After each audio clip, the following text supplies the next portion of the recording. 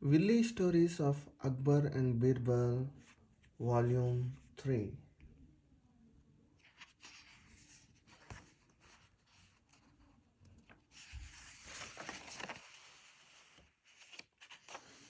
Birbal goes to heaven.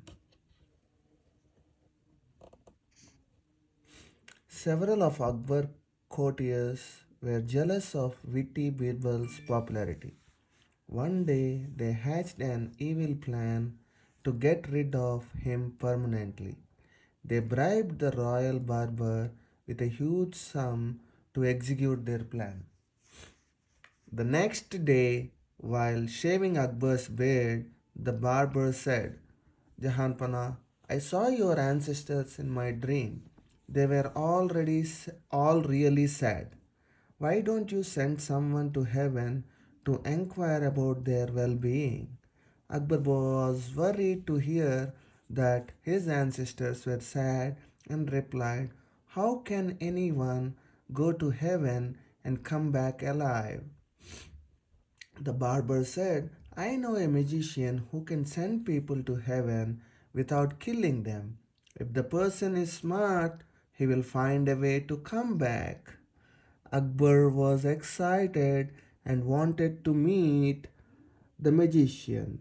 The barber brought the magician to the king's chambers. The magician reassured Akbar that he would use his magic to send one person to heaven alive. He asked the king to choose the wisest man for the job. Akbar was elated. The next day, he summoned Birbal to the royal court and said, Birbal, are you willing to do anything for your king? Birbal replied, Yes, Jahanpana, I am ready to do anything for you. Akbar was relieved and said, Excellent. I want you to go to heaven and inquire about the well being of my ancestors. Birbal was taken aback by this strange request, but he decided to remain calm and composed.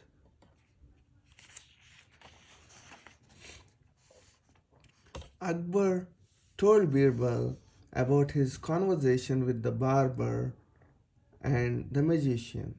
Birbal looked around and saw happy faces. He realized that several courtiers have conspired with the barber to get him killed. He then calmly replied, Huzur, it will be an honor, but I have two conditions. I need a lot of money to prepare for the travel. Secondly, I want the ceremony to take place near my house exactly after 1 month. Akbar agreed instantly. He sent a huge sum of money to Birbal's house and gave him 1 month as a leave of absence to prepare for the journey. On the appointed day, Akbar, accompanied by the magician and the barber, reached Birbal's house. The stage was set, and Birbal jumped into a fire as the magician chanted hymns. Huge flames and smoke filled the surroundings. Birbal returns from heaven. The cunning courtiers were happy to see their evil plan work flawlessly. They thought that they had finally succeeded in defeating Birbal and killing him. However, Birbal has planned his escape.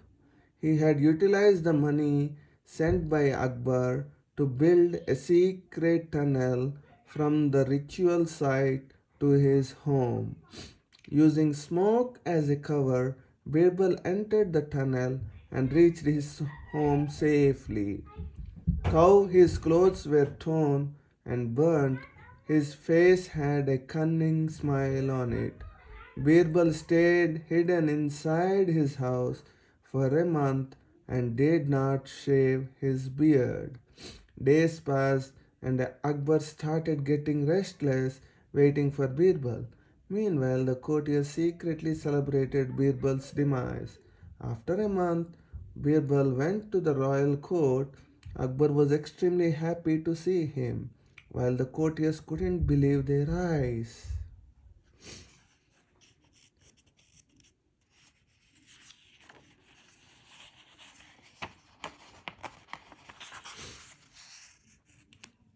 Akbar eagerly asked Birbal, "Did you meet my father? How is my grandfather?" Birbal smiled and said, "Jahanpana, your ancestors are doing well in heaven, but they lack a barber. Look at my beard. Your ancestors also have long beards. They have asked me to request you to send a barber for them." The king immediately summoned the royal barber to court and told him about Birbal's experience. He ordered the barber to go to heaven. The barber got scared. Falling to his knees, he revealed the evil plan to kill Birbal and named the other co conspirators. He begged for forgiveness, but Akbar sent all of them to prison and rewarded Birbal for his bravery and wit. The most beautiful child. Akbar and Birbal were traveling through their kingdom one day when they noticed a woman calling her son the most beautiful child in the world. King Akbar asked Birbal, "Why is this woman calling her son the most beautiful child? He looks normal to me." Birbal replied, "Your Majesty, to a parent, her child is indeed the most beautiful." Akbar was not convinced. So the next day, Birbal asked one of the courtiers to find the most beautiful child and bring him to or her to court. The courtier returned with his own son. Akbar asked him why he had brought his own son. He meekly replied, "Your Majesty, I asked my wife to help me find the most beautiful child in the kingdom. She said that it was her son, our son. I too agreed, so I brought him here." Akbar realized his folly and gave the child lots of sweets.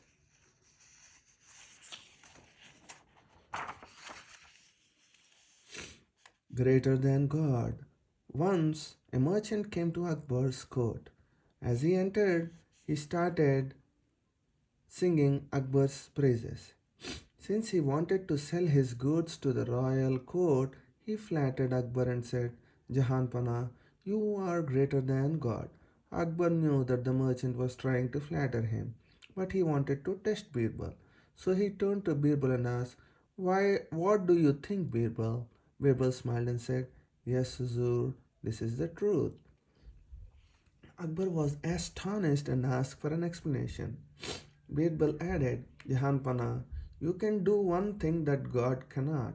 You can expel anyone from your kingdom, but God cannot expel anyone because the whole universe is his kingdom." Akbar and his courtiers applauded Birbal's answer, with which he had managed to flatter Akbar and not offend God at the same time. Counting stars. One day, a minister complained to Akbar saying, "You praise Birbal all the time, but I will accept Birbal's superior weight only if he can answer my question." Akbar gave him permission to do so. The minister asked Birbal, "Can you tell me the exact number of stars shining in the sky?" Birbal promised to tell him the answer the next day, as he wanted to count the stars during the night. The next morning, Birbal brought a sheep with him to the court. He said to the minister, "The number of stars in the sky is equal to the number of hair on this sheep. You can count them if you want to verify my answer." Knowing that there was no way to prove Birbal wrong, the minister accepted his defeat. Akbar was impressed with Birbal's wit and rewarded him with a bag of gold coins.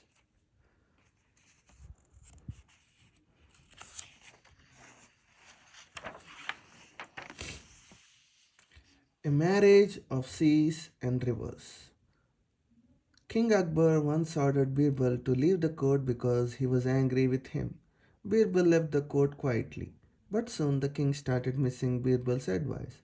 He asked his courtiers to find Birbal, but no one could find him. Finally, Akbar decided to issue a challenge that only Birbal could win. He sent a message to all the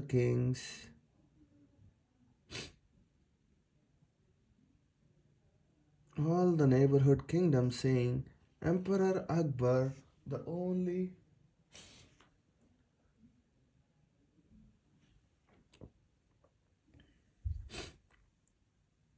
Emperor Akbar is looking for the perfect match for his sea. Send your rivers to him. He soon received a reply from a neighboring kingdom saying, We are ready to send our rivers, but ask your sea to receive our rivers midway. King Akbar understood that only Birbal could come up with such a witty reply. He went to the neighboring kingdom, and upon finding Birbal there, he asked him to rejoin the court. Birbal agreed and came back with Akbar. Emperor Akbar's ring. One day, Akbar lost a precious ring. When Birbal came to court, Akbar said to him, I lost the precious ring that my father had given me. Can you help me find it?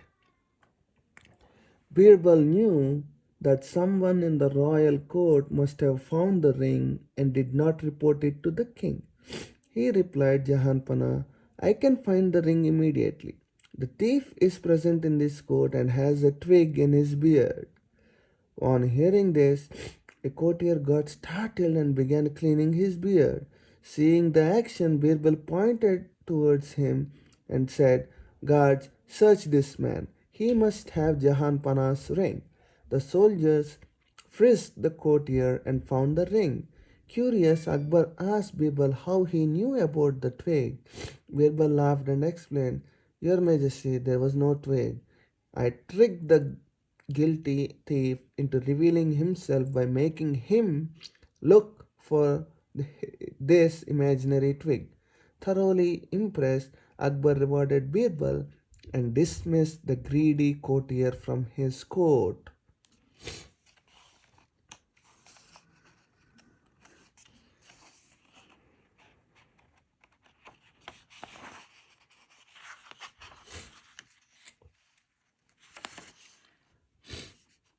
To count or not to count? One day, Akbar was having lunch at Birbal's home. After having their meal, King Akbar asked Birbal, Can you tell me how many bangles there are on your wife's wrist? Birbal shrugged and said, I have no idea. Akbar teased Birbal, I am surprised. You see her hand every day, yet you fail to notice the number of bangles she wears. Birbal simply smiled in response. Akbar and Birbal went back to the palace. After descending some stairs there, Birbal asked Akbar, Huzur, you climb the staircase every day. Can you tell me how many steps there are in it? King Akbar did not have an answer. He replied, I get your point, Birbal. We should always focus on the important aspects of life. Fear or respect. Akbar and Birbal were taking a stroll when Akbar said, Birbal, my courtiers are obedient to me. They love and respect me. This makes me proud. On hearing this, Birbal smiled and added, Yes, Jahanpana, they love and respect you, but they also fear you. The king was not pleased to hear this, and he asked Birbal to prove his statement. Birbal then made an announcement in the court saying that King Akbar is going for a hunt and has ordered his officials to bring some milk and pour into a step well in the courtyard before dawn. The next day, When Akbar went to the courtyard, he was surprised to see that the well was in fact filled with water and there was not a single drop of milk in it.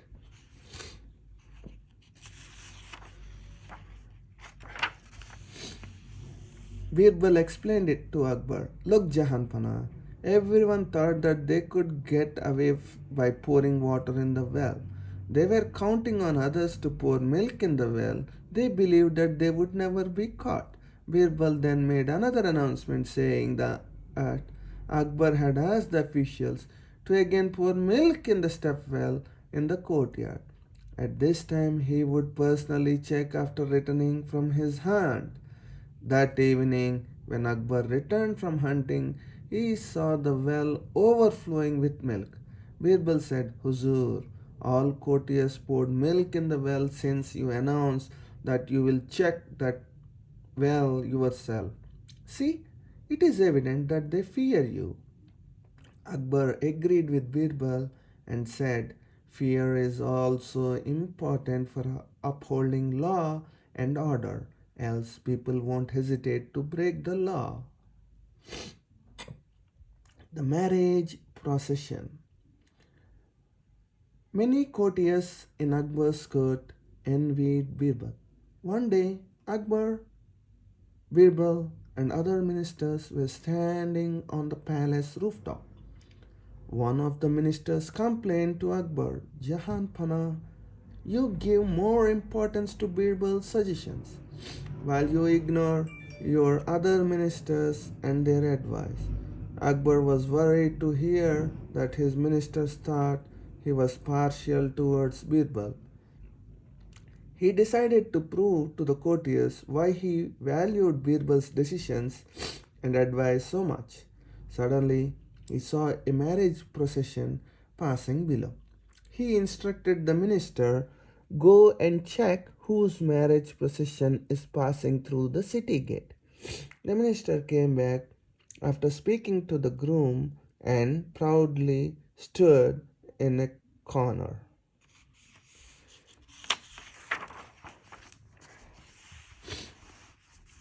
Akbar then ordered Birbal to make the same enquiry.